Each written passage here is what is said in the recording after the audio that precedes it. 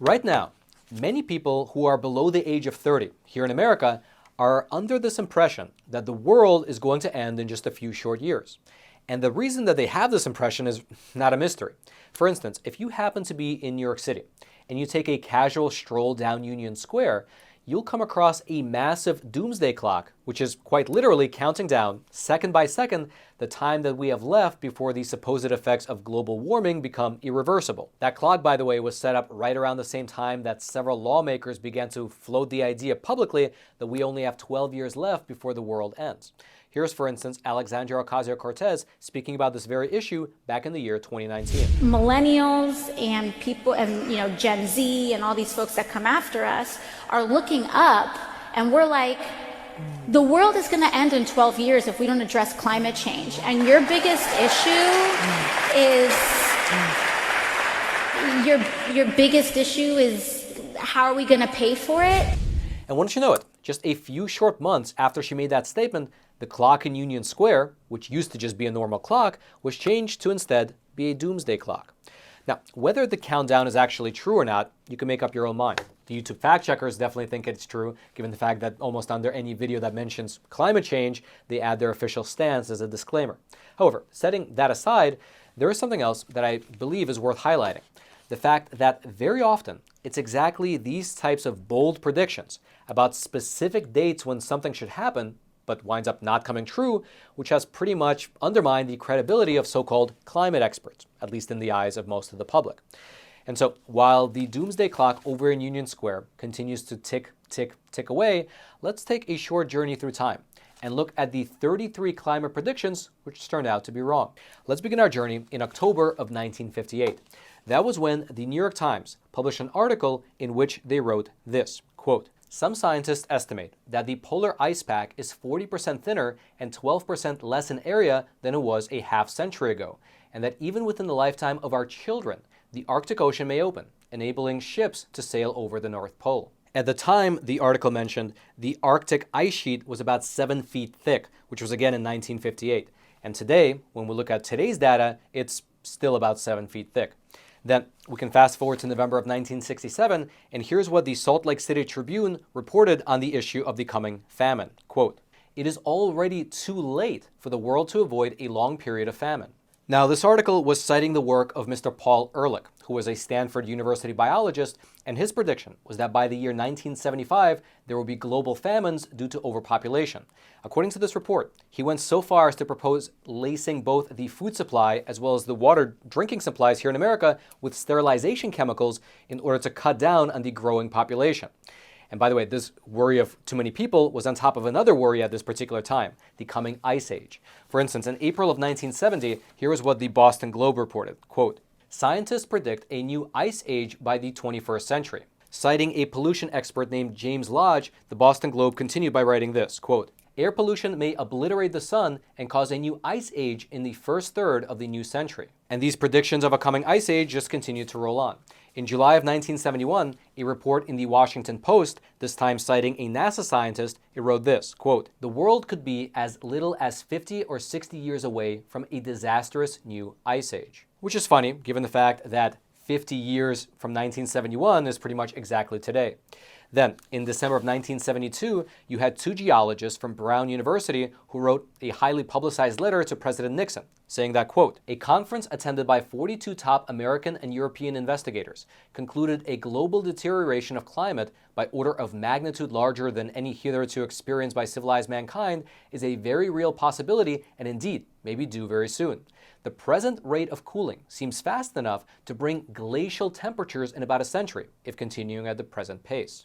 Then you fast forward about a year and a half to January of 1974, and here was what was written in the Guardian newspaper. Quote, "Space satellites show new ice age coming fast." Then 5 months later, in June of 1974, a story in Time magazine, it asked a very similar question. Quote, "Another ice age?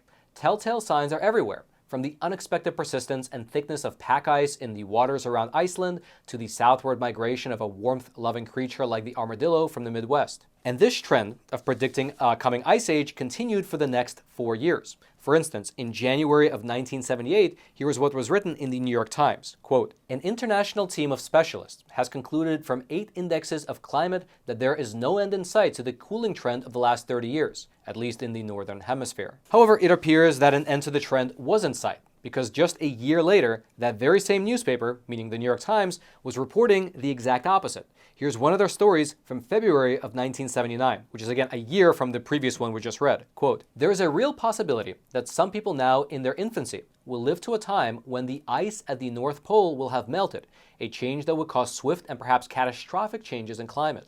Then, 3 years later, in May of 1982, the New York Times even gave a potential date for this coming collapse. In a story where they were citing the executive director of the United Nations Environmental Program, here's what they wrote, quote, "If the world didn't change course, it would face an environmental catastrophe which will witness devastation as complete, as irreversible as any nuclear holocaust by the year 2000. There were other predictions which came and went as well. For instance, in September of 1988, there was a report in AFP which said that the island nation of the Maldives was at risk of becoming completely covered by a, quote, "gradual rise in average sea level in 30 years, and that the end of the Maldives and its people could come sooner if drinking water supplies dry up by 1992, as predicted." And just for your reference, the Maldives are still not underwater, and instead, they're actually thriving and developing. Just last week, there was in fact a $148 million contract that was issued to build 120 new luxurious beachfront villas over in the Maldives, an island that, according to this article at least, should be underwater by now. Regardless, these predictions just didn't stop. In June of 1989, which by the way is the same month as the Tiananmen Square massacre, the San Jose Mercury News, they reported this, quote, "A senior environmental official at the United Nations, Noel Brown, says entire nations could be wiped off the face of the earth by rising sea levels if global warming is not reversed by the year 2000. Then we fast forward to the year 2000, and even though many of these earlier predictions didn't quite pan out, well, they were replaced by new predictions. For instance, in March of 2000, here was what an article in The Independent said about specifically the UK, quote, "Snowfalls are now just a thing of the past. Children just aren't going to know what snow is. Within a few years, winter snowfall would become a very rare and exciting event." For your reference, it still snows in the UK pretty much every winter, especially in the middle and northern part of the country. Regardless, let's fast forward another year to December of 2001, and here is what a story from the Albuquerque Journal said, quote, "The changes in climate could potentially extirpate the sugar maple industry in New England within 20 years, according to George Hurt, co-author of a 2001 global warming report commissioned by the U.S. Congress." For your reference, 22 years after that report, and New England still produces plenty of maple syrup to this day.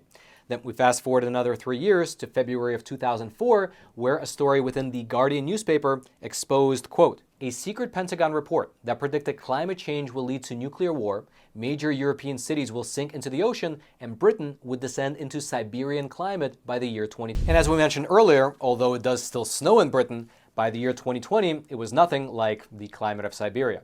Regardless, we fast forward another 2 years, and in January of 2006, the Associated Press, while paraphrasing Al Gore, they wrote this, quote, "Unless drastic measures to reduce greenhouse gases are taken within the next 10 years, the world will reach a point of no return." Then the following year, in November of 2007, the New York Times quoted the head of the United Nations Climate Panel, who said this, quote, "This year was the defining moment of the climate change fight. If there is no action before 2012, that's too late." In that same month, Canada's CanWest News Service, while paraphrasing another polar researcher, they wrote this, quote, "The Arctic Ocean could be free of ice in the summer as soon as 2010 or 2015, something that hasn't happened in more than 1,000,000 years." And this Arctic Ocean without ice prediction began to gain traction. For instance, the next month, in December of 2007, here was a story in the Associated Press citing a NASA scientist, quote, "Arctic sea ice gone in summer within 5 years? At this rate, the Arctic Ocean could be nearly ice-free at the end of summer by 2012. In that same month, by the way, the BBC, they had a slightly different prediction. Citing another climate expert, here's what the BBC wrote, quote, "Arctic summers ice-free by 2013?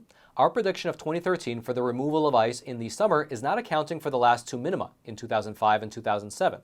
So given that fact, you can argue that maybe our projection of 2013 is already too conservative." Then a few months later, in March of 2008, you had Xinhua, which is China's official propaganda mouthpiece, citing a Norwegian official who wrote this, quote, If Norway's average temperature this year equals that in 2007, the ice cap in the Arctic will all melt away, which is highly possible judging from current conditions. For your reference, Norway's average temperature did actually slightly increase from the year 2007 to the year 2008, but the ice did not melt.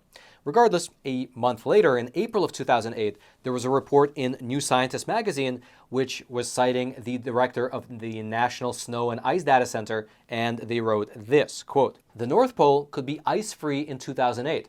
There is this thin first-year ice even at the North Pole at the moment.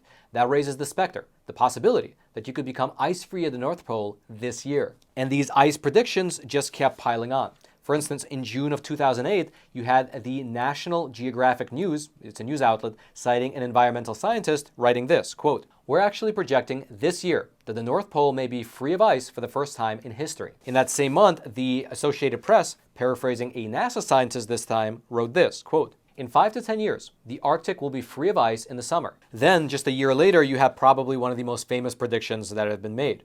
USA Today, citing the former US Vice President, Mr. Al Gore, they wrote this, quote, "The Arctic Ocean may be nearly ice-free in the summer as early as 2014. And again, these predictions just kept snowballing, no pun intended.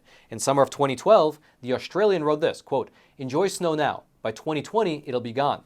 In July of 2013, you had The Guardian, quote, "Ice-free Arctic in 2 years heralds methane catastrophe," says a scientist. Then in August of 2017, you had the Sydney Morning Herald, quote, "Snowy retreat, climate change puts Australia's ski industry on a downhill slope." For the last one, by the way, the weather data shows that over in Australia, it's been snowing quite as usual in recent years.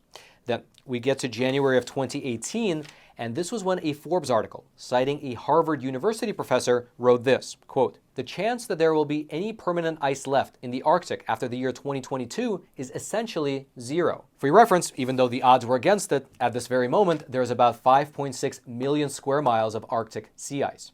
Then, in June of 2018, Ms. Greta Thunberg, the young climate activist, she shared a story on Twitter which was titled this, quote, "Top climate scientist says humans will go extinct if we don't fix climate change by 2023. To which Greta added this, quote, "A top climate scientist is warning that climate change will wipe out all of humanity unless we stop using fossil fuels over the next 5 years. Now, for some odd reason, Greta decided to delete that particular tweet earlier this year. And she was not the only one that had to delete her earlier prediction. That's because in January of 2020, Glacier National Park had to remove one of their signs because that sign claimed that all the glaciers would be melted away by the year 2020, which would be an awkward thing to read in the year 2020 when you can still see the glacier in the background. Then, in December of 2021, the LA Times ran a story with this headline, quote, "A no-snow California could come sooner than you think." Interestingly enough, a few weeks after this article was published, researchers over at UC Berkeley announced that California actually had the snowiest December on record. Regardless, though, a year later, in August of 2022, Bloomberg reported this, quote, "The end of snow threatens to upend 76 million American lives." However, it's worth noting that just a few months later, the Sierra Nevada mountains saw their second snowiest winter on record. And then, of course, right now, right at this moment, California is getting blasted with a bomb cyclone with record levels of snow coming down quite literally as we speak.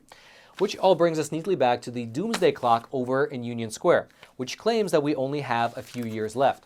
And you know what? This time, they might be right. Like the boy who cried wolf too many times, well, this time, it might really be the end. However, in a more realistic assessment, after going through this entire list of 33 predictions which didn't quite pan out, it seems like these climate predictionists are shooting themselves in the foot. Because instead of just presenting the data and the research that they were able to pull together and explaining to the people, explaining to the public at large their findings in a rational and clear way, it seems like instead they just insist on continuing to issue these predictions one after the other. And these predictions, after they fail to materialize, well, they lead more and more people to trust these so-called climate scientists less and less. Perhaps that would explain why it's mostly young people at these climate protests. Since they haven't lived through the past 50 years of these predictions, they perhaps assume that this latest prediction is the only one, and therefore it must be right. I'm only pointing out the fact that if you look at all these predictions that were promulgated by the media, and if you took them seriously over the past 50 years, you would have been not only stressed out, but you would have also been wrong. If you'd like to go through any of the links and articles that we presented in today's episode, which by the way was only a small representative sample because there are quite literally hundreds of these types of articles, regardless though, if you'd like to go through the ones that we presented, I'll throw them all down into the description box below. Actually, I'll throw one link, and when you go to that link, all of them will be listed out there. They'll be down in the description box below.